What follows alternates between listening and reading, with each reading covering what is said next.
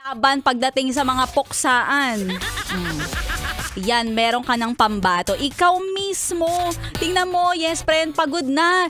Halos lahat pag ganitong oras. Pero ikaw, tingnan mo yan, dilat na dilat.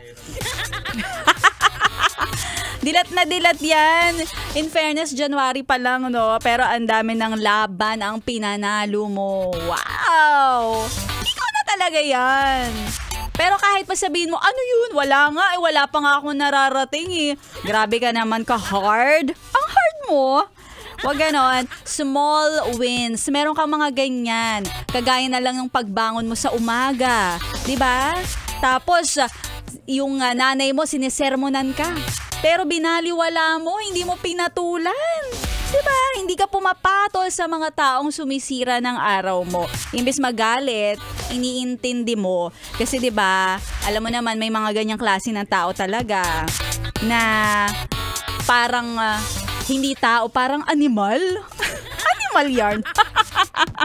Diba? Baka siguro siya yung tipo ng tao na hindi siya mahal ng mama niya. Hindi siya may nahal. Kawawa naman siya. O kaya baka peking gamot yung tinurok sa kanya nung bata siya. Diba? Kaya ikaw, yes friend, good for you and congratulations dahil kahit na ang hirap magpakatao, nagpapakatao ka. Kasi totoo naman, madali lang maging tao pero mahirap ang magpakatao. At sa mga yes friend natin, Tuesday pa lang pero fight, fight, fight! Ganyan ang labanan. O, diba ang haba-haba ng January? Pero, yes friend, alam mo yon, ang dami pa talaga nating pagdadaanan. So, daan-daan lang tayo. At syempre, si Maria Morena kasama mo hanggang alas 3. Sa mga kanina pa dyan nagpapa-shoutouts. Ayan, sa mga yes friend natin na nagme-message. So, ngayon ko kayo masya-shoutout. Alam nyo naman, pag kwentong MILF natin, mas focus tayo sa mga kwentuhan. Kesa sa mga pa-shoutout. O, ngayon, shoutout na natin yung mga nakikinig. Hi naman sa yes friend natin, si Randy Florentino from Montalban, Rizal. Pati na rin si Lexus. Wow, parang sasakyan lang.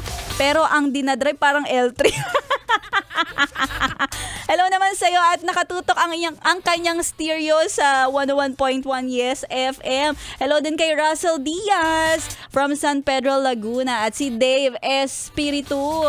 Maring Mariel, happy listening naman sa'yo. Pinapa-shoutout ka ni Dave. At pati na rin kay Ronel Menil na, naku, solid naman to ever since sa 101.1 Yes FM. At syempre sa mga yes pa natin, eto na nga, susunod na ang magbibigay sa inyo mamaya ng mga LBM.